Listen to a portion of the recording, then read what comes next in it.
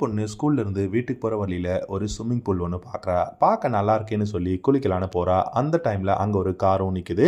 சரின்னு சொல்லிட்டு அவ ட்ரெஸ் எல்லாமே சேஞ்ச் பண்ணிட்டு அந்த ஸ்விம்மிங் பூல் கிட்டயும் போய் நின்னு பார்க்குறா. அப்ப யாருமே இல்லைன்னு தெரிஞ்சதும் அந்த ஸ்விம்மிங் பூல்குள்ள இறங்க போறா. இறங்கி போற சமயத்துல அந்த ஸ்விம்மிங் பூல்ல இருந்து ஒருத்தன் வெளியே வரான்.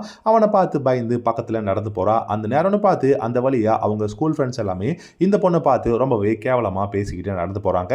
இதை பார்த்து பயந்து போன இந்த பொண்ணு திரும்பவும் ஸ்விம்மிங் பூல்குள்ளேயே குதிச்சிடறா. குதிச்சதுக்கு அப்புறமா ரொம்ப நேரமா உள்ளே இருக்கா.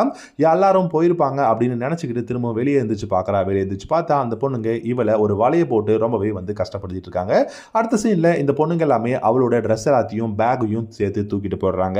அதுக்கப்புறமா பார்த்தீங்கன்னா இந்த பொண்ணு நடு ரோட்ல ஸ்விம்மிங் ட்ரெஸ்ஸோடயே நடந்து போறா. அப்போ எல்லா பசங்களும் இவளை ரொம்பவே டீஸ் பண்றாங்க. அதுக்கப்புறமா ஒரு வழியே போகும்போது அங்க அவ பார்த்த அந்த ஒரு கார்ல இவளோட ஃப்ரெண்டு ரத்த கலரியோட இருக்கிறத பார்க்கறா. அதுக்கு அந்த கார் டிரைவரும் கையாட்டிட்டு இவளோட ட்ரெஸ்ஸை திருப்பி கொடுத்துட்டு